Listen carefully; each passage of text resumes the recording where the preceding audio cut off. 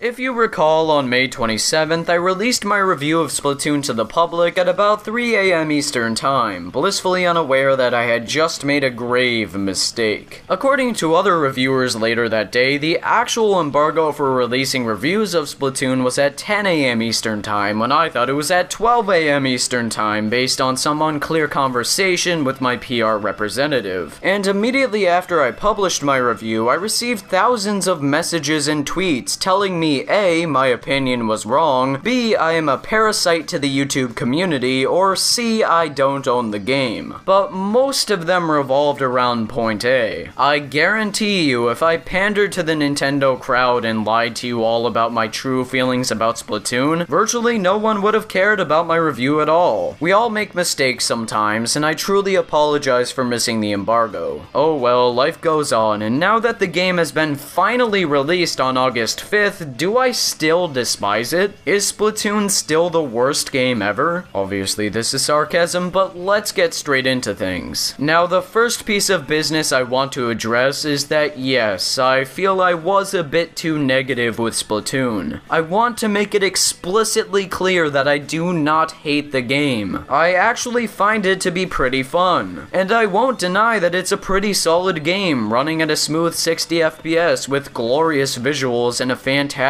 art style. The whole crux of my criticism with the game was that it wasn't worth the admission fee of $60 because it lacked a lot of content. Up until today, I would have stood by that claim, as the updates Nintendo has been releasing so far have been kind of cool, but nothing mind-blowing. Splatoon 2.0, on the other hand, feels like what Splatoon 1.0 should have been. Sure, I am still upset that the content in Splatoon 2.0 wasn't ready when the game launched, but I guess I am happy that it's here now. Two of the best new modes that were added to Splatoon are the new private friend lobbies. The way they work is pretty simple. For the first friend lobby mode, called Squad Battles, you can team up with 2 or 3 of your friends to face off against another squad in what are essentially ranked battles. Plus, if you have a large friends list like I do, you can set up a password to make the squad more private. Now, this mode right here has to be one of the best modes in Splatoon. Playing on an organized team with friends that can actually communicate with one another is wonderful. Still no voice chat though. Also, how well you do in these squad battles will affect your ranking and level, which makes this mode all the more rewarding. The only downside to this mode is that sometimes you can end up battling a squad of 3 when your squad is at maximum capacity, which makes the battles very, very uneven. Although this netted me more wins and thus a higher rank, a part of me felt guilty for unfairly boosting my rank this way. Other than that though, I love this mode. It feels so nice to be able to form a squad with my friends and try to demolish the competition. The second mode Splatoon 2.0 has to offer is probably my favorite of the bunch, private battles. Here, you can battle against your friends and only your friends, and you get to decide all the rules and parameters. You can choose to do whatever game mode you want, pick any map you want, and assign players to whatever team you want. You know, if you're the one hosting the private battle. If you're just one of the people that has joined a private battle, well, you're essentially at the mercy of the host, which is perfectly fine from my experience. Once again, I like being able to set up a lobby, invite some friends with me, and just have a fun time. Although this mode doesn't improve your rank or level, it's still enjoyable to be able to play with friends, or in my case, some viewers. There's nothing really wrong with either of the two modes. If anything, they make Splatoon a much more pleasant experience. These two modes seem to add a ton of replayability, as I don't see playing with friends getting old anytime soon. I really do see myself putting 30 plus more hours into Splatoon just because of these two modes alone. The other and final mode that was added a while back is called Tower Control, and it's alright, I suppose. In Tower Control, you team up with 3 other Inklings and try to take control of this tower and move it to your opponent's spawn area. To move the tower, you or your teammate has to navigate their way up to it and stay there. If the person on the tower dies or falls off, the tower will begin to move back towards the center, so this encourages teammates teammates to defend the people on the tower at all costs. While I like the variation this mode provides, I didn't find myself coming back to it often or having the best of times in this mode. It has its merits, but I much prefer Turf Wars and Splat Zones to this. I don't really have any good reasoning to it, but I just find those modes to be a lot more entertaining and laid back. The last thing the updates have added are new weapons that both function and look differently. There's not much to say about these weapons other than that they're cool, I guess. I mean, I'm loving the diversity in the weapon classes, and as more weapons like the Splatling gun and Splosher get added, it makes fighting opponents a lot more interesting. There's such a wide array of weapons that you always have to plan ahead for whatever weapon your opponent might have. Not to mention, I really like how unique all the new weapons are. They're all pretty distinct and don't feel like carbon copies of other weapons at all. And that's about all there is to the new Splatoon update, or should I say updates. New weapons that are fresh and new game modes that are enjoyable and increase replayability. But that begs the question, do I think Splatoon is still not worth $60? Drum roll, please! The answer is both yes and no. I would still not recommend Splatoon to you if you're not a fan of multiplayer games or just don't like the concept of shooting inkling girls and boys with ink. Nothing has changed in that regard. However, for those who have been on the fence about Splatoon or who have heeded my advice about the game and still not purchased it, I would say the time is now to drop $50 or $60 on it. Splatoon is not my favorite game in the world and I still have my reservations about it, but I think the new content added on August 5th, especially the private friend lobbies, does justify that price tag. If you're still